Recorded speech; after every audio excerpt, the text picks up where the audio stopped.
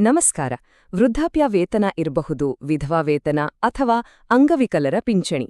ಈ ಹಣಕ್ಕಾಗಿ ಕಾಯ್ತಾ ಇರೋರಿಗೆಲ್ಲ ಕೆಲವೊಮ್ಮೆ ಟೆನ್ಷನ್ ಆಗತ್ತೆ ಅಲ್ವಾ, ಯಾಕಿನ್ನೂ ಅಕೌಂಟ್ಗೆ ಹಣ ಬಂದಿಲ್ಲ ಅಂತ. ಈ ಚಿಂತೆಯನ್ನ ಬಿಡಿ, ಅದಕ್ಕೊಂದು ಸುಲಭ ಪರಿಹಾರ ಇದೆ. ಮನೆಯಲ್ಲೇ ಕೂತು ನಮ್ಮ ಪಿಂಚಣಿ ಸದ್ಯಕ್ಕೆ ಯಾವ ಸ್ಥಿತಿಯಲ್ಲಿದೆ ಅಂದ್ರೆ ಸ್ಟೇಟಸ್ ಏನು ಅಂತ ಹೇಗ್ ಚೆಕ್ ಮಾಡೋದು ಅಂತ ಇವತ್ತು ನೋಡೋಣ. ಪಿಂಚಣಿ ಹಣ ಸ್ವಲ್ಪ ಲೇಟ್ ಆದ್ರೂ ಸಾಕು, ಮನಸ್ನಲ್ಲಿ ಆತಂಕ ಶುರುವಾಗತ್ತೆ. ಇದು ತುಂಬಾ ಸಹಜ. ಆದ್ರೆ ಅದಕ್ಕೋಸ್ಕರ ಆಫೀಸಿಂದ ಆಫೀಸ್ಗೆ ಅಲೆಯೋ ಅವಶ್ಯಕತೆ ಇಲ್ಲ. ನಮ್ಮ ಕೈಯಲ್ಲಿರೋ ಮೊಬೈಲ್ನಲ್ಲೇ ಇದಕ್ಕೆ ಉತ್ತರ ಹೇಗೆ ಕಂಡುಹಿಡಿಯಬಹುದು ಅಂತ ಈಗ ತಿಳ್ಕೊಳ್ಳೋಣ. ಸರಿ, ಈಗ ನಮ್ಮ ಪಿಂಚಣಿ ಸ್ಟೇಟಸ್ ಅನ್ನೋದು ಒಂದು ದೊಡ್ಡ ರಹಸ್ಯನೇನಲ್ಲ.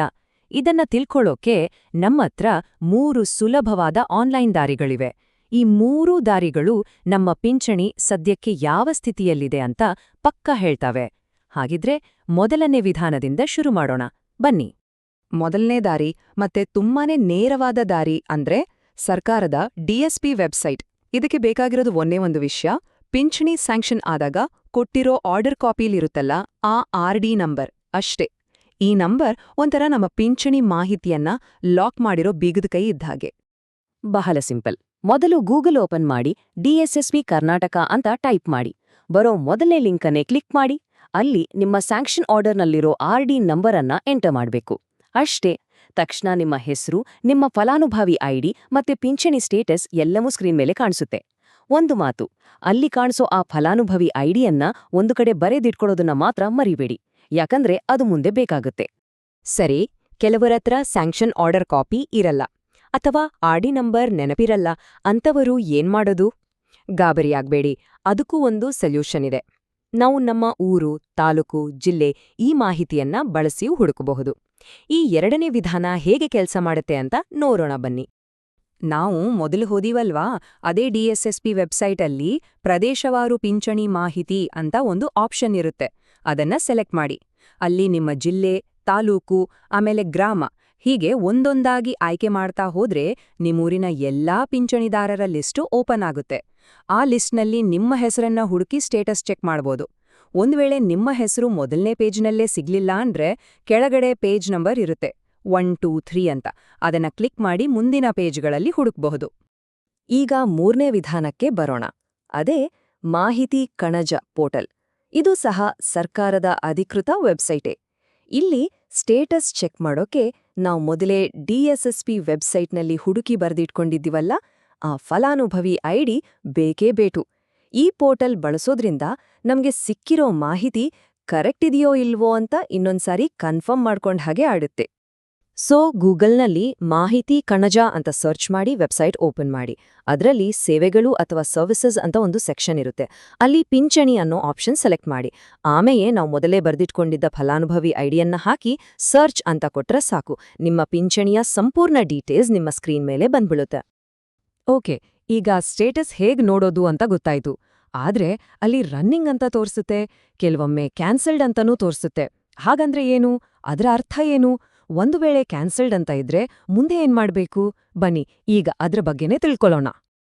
ಒಂದು ವೇಳೆ ನಮ್ಮ ಸ್ಟೇಟಸ್ ರನ್ನಿಂಗ್ ಅಂತ ತೋರಿಸ್ತಾ ಇದ್ರೆ ಅದರರ್ಥ ಎಲ್ಲಾನೂ ಸರಿಯೇ ಇದೆ ಅಂತ, ಗ್ರೀನ್ ಸಿಗ್ನಲ್ ಇದ್ದಾಗೆ. ಏನೂ ತಲೆ ಕೆಡಿಸ್ಕೊಳ್ಳೋದು ಬೇಡ. ಆದ್ರೆ ಒಂದು ವೇಳೆ ಕ್ಯಾನ್ಸಲ್ಡ್ ಅಂತ ತೋರಿಸ್ತಾ ಇದ್ರೆ ಅದು ರೆಡ್ ಸಿಗ್ನಲ್ ಇದ್ದಾಗೆ, ಅಂದ್ರೆ ತಕ್ಷಣ ನಾವು ಗಮನ ಹರಿಸ್ಬೇಕು ಅಂತ. ಯಾಕಂದ್ರೆ ಪಿಂಚಣಿ ಬರೋದು ನಿಂತ್ಹೋಗಿದೆ ಅಂತ ಅದರ ಅರ್ಥ. ಆದ್ರೆ ಕ್ಯಾನ್ಸಲ್ಡ್ ಅಂತ ನೋಡಿದ ತಕ್ಷಣ ಪ್ಯಾನಿಕ್ ಆಗೋದ್ ಬೇಡ. ಮೊದಲು ಯಾಕೆ ಹೀಗಾಯ್ತು ಅಂತ ಅರ್ಥ ಮಾಡ್ಕೋಬೇಕು. ಸರ್ಕಾರ ಸುಮ್ಸುಮ್ನೆ ಪಿಂಚಣಿಯನ್ನ ನಿಲ್ಲಿಸಲ್ಲ, ಆದ್ರೆ ಹಿಂದೆ ಕೆಲವು ಕಾರಣಗಳಿರ್ತವೆ.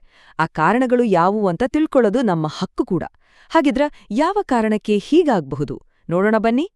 ಈ ಸಂಖ್ಯೆ ನೋಡಿ, ಇದು ಸಣ್ಣ ಸಂಖ್ಯೆಯಲ್ಲ, ಬರೋಬ್ಬರಿ 20 ಲಕ್ಷಕ್ಕೂ ಹೆಚ್ಚು. ಇದು ಇತ್ತೀಚೆಗೆ ಸರ್ಕಾರ ಅರ್ಹತೆ ಇಲ್ಲದವರನ್ನ ಗುರುತಿಸಿ ಕ್ಯಾನ್ಸಲ್ ಮಾಡಿರೋ ಪೆನ್ಷನಿ ಅಕೌಂಟ್ಗಳ ಸಂಖ್ಯೆ. ಇದು ಸಿಸ್ಟಮನ್ನು ಕ್ಲೀನ್ ಮಾಡೋಕೆ ಸರ್ಕಾರ ತಗೊಂಡಿರೋ ಒಂದು ದೊಡ್ಡ ಸ್ಟೆಪ್ ಅಂತಾನೆ ಹೇಳ್ಬಹುದು. ಹಾಗಿದ್ರೆ ಮುಖ್ಯವಾದ ಕಾರಣಗಳೇನು? ಇಲ್ಲಿ ನೋಡಿ. 1, ನಿಗದಿಪಡಿಸಿದ ಆದಾಯಕ್ಕಿಂತ ಜಾಸ್ತಿ ಆದಾಯ ಇದ್ರೆ, ಅಥವಾ ಫಲಾನುಭವಿಗಳು GST ರಿಟರ್ನ್ಸ್ ಫೈಲ್ ಮಾಡ್ತಿದ್ರೆ, ಇಲ್ಲ ಅಂದ್ರೆ ಕೊಟ್ಟಿರೋ ಡಾಕ್ಯುಮೆಂಟ್ಸ್ ಸರಿಯಿಲ್ಲ, ಮ್ಯಾಚ್ ಆಗ್ತಿಲ್ಲ ಅಂದ್ರೆ, ಈ ತರಹದ ಕಾರಣಗಳಿಂದ ಪಿಂಚಣಿ ಕ್ಯಾನ್ಸಲ್ ಆಗುವ ಸಾಧ್ಯತೆ ಇರುತ್ತೆ.